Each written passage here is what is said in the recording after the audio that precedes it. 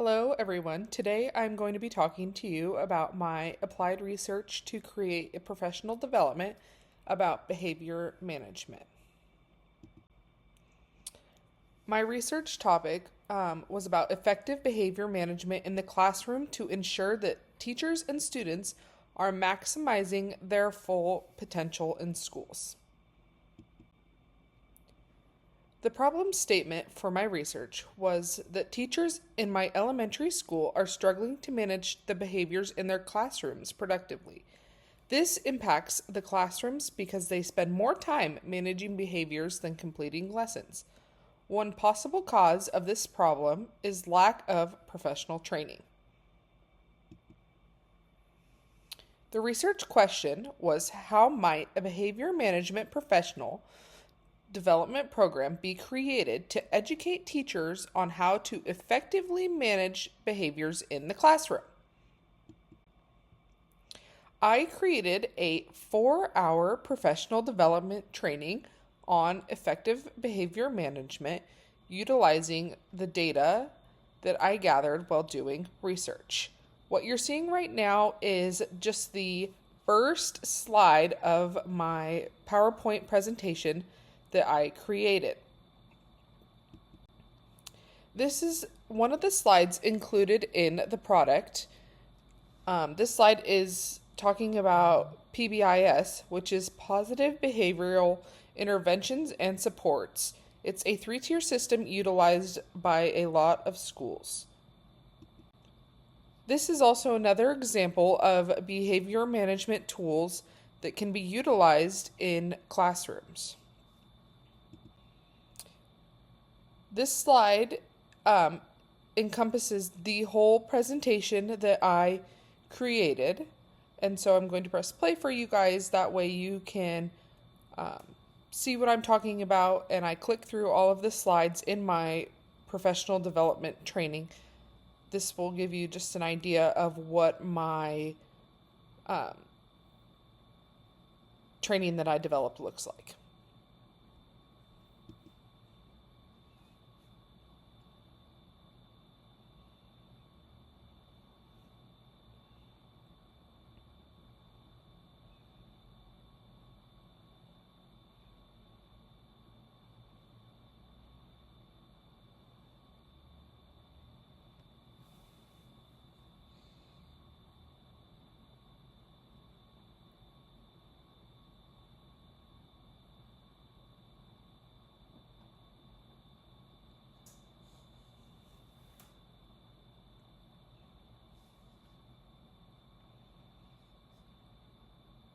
In my professional development training, there is ample opportunity for teachers to communicate with their co-teachers.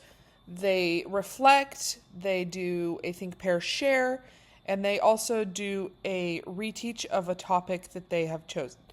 This ensures that they are truly grasping the content that is being taught to them and gives them different opportunity to reteach what they have learned to ensure that they understand what they're being taught and maybe give their own perspective to the subject, considering that most educators who are receiving this training are in the classroom day to day, so they have firsthand experience.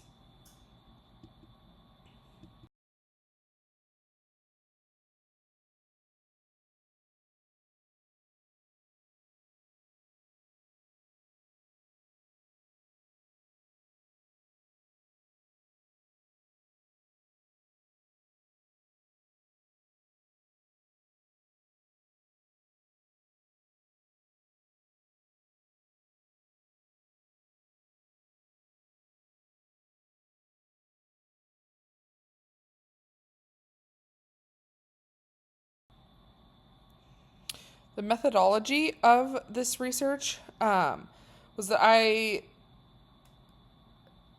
conducted qualitative research.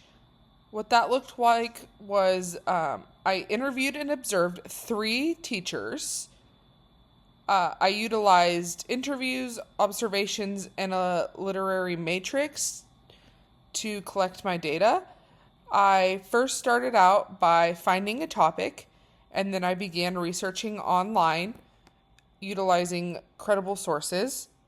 Then I got site permission from an administrator so that I could conduct observations and interviews within his school.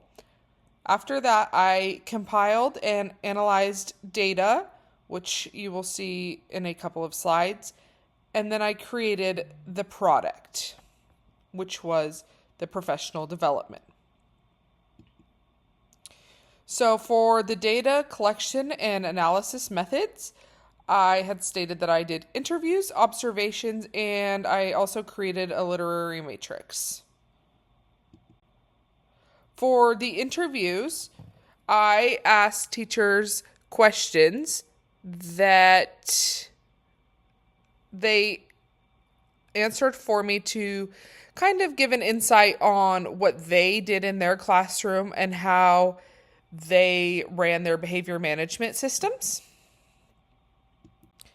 I also did observations, so that looked like me going into the classroom with this sheet of paper, and I was able to observe what their behavior management looked like in their day-to-day classroom.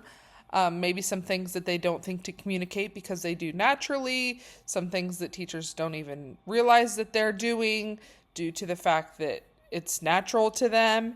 And then I also was able to just get a better look at the classroom and see maybe, their visual reminders that they have up, such as posters, any PBIS systems that they may be utilizing in their classroom, and so on and so forth. I also created a literacy matrix that had themes and topics as well as main ideas and the supporting sources. And you'll see under the supporting source that oftentimes there was multiple sources that related back to a theme or topic.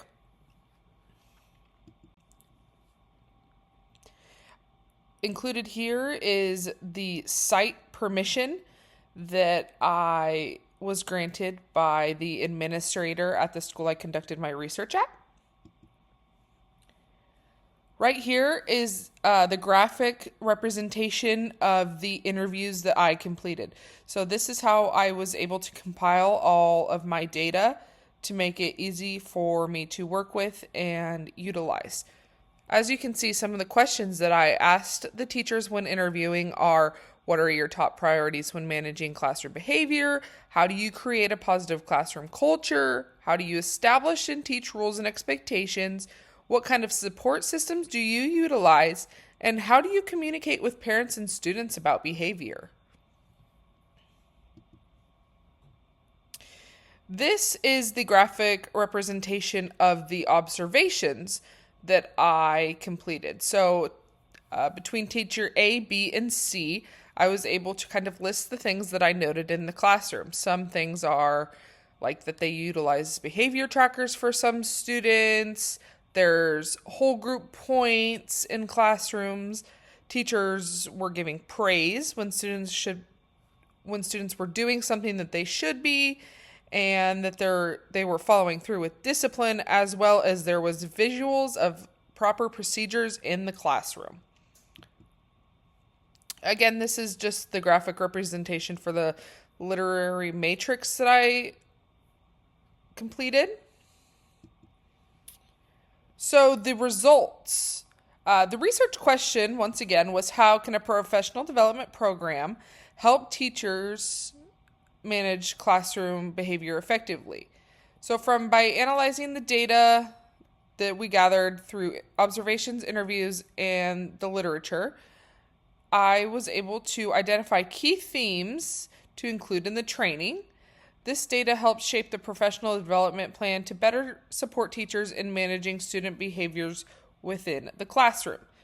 So I was able to take my observations and what I gathered from doing my research and tailor my professional development to what I observed in the classroom. That way I was most effectively helping the teachers in the professional development that I created. I wanted everything to be relevant and useful. In conclusion, by collecting the data, I was able to successfully create a comprehensive professional development that provides educators with strategies that they are able to immediately begin using in their classrooms. The strengths and weaknesses of the methodology. So the strengths. The data came from current teachers working in real classrooms, making it relevant and accurate. Another strength was that the researcher used both observations and teacher input to develop the professional development. This way, it stayed relevant to the teachers, what they wanted to know and what they wanted to learn, as well as I was able to see what they were already utilizing so that I did not have to teach them the same tricks that they're already using. A weakness was that the study included a limited range of teachers. More grade levels observed and interviewed could have improved the variety of this data, as well as the interviews were done in person, which may have limited honesty. Using an online form may have encouraged more open responses and teachers feeling like they are able to truly say what's on their mind without fear of judgment or something like that. Perhaps a Google quiz or something like that may be beneficial in future. Influential factors that may have influenced the study's results. The researcher did not work on campus. If I had worked on campus, then I may have been able to have access to more educators, and I could have interviewed more, which would have led to a larger variety in the result of the data that I collected.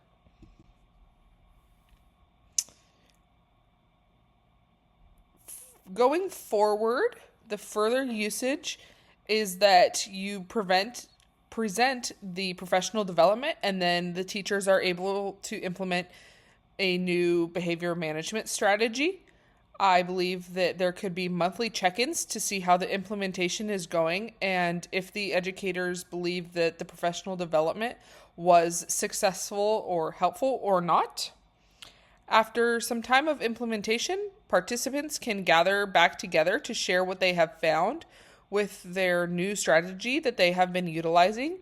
So getting the educators of the school back together to talk about what they have been doing differently since receiving the professional development training and how it's working in their classroom may be useful, because that provides another opportunity for teachers to converse about strategies and what is going on in their classroom. For example, if a teacher took something away from this professional development and began to use it in their classroom and found that it was very successful, they may want to communicate with their fellow educators that what they have found to be doing in their classroom is successful, so that it may help out others.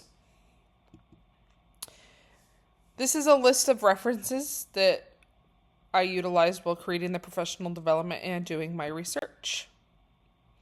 Thank you very much.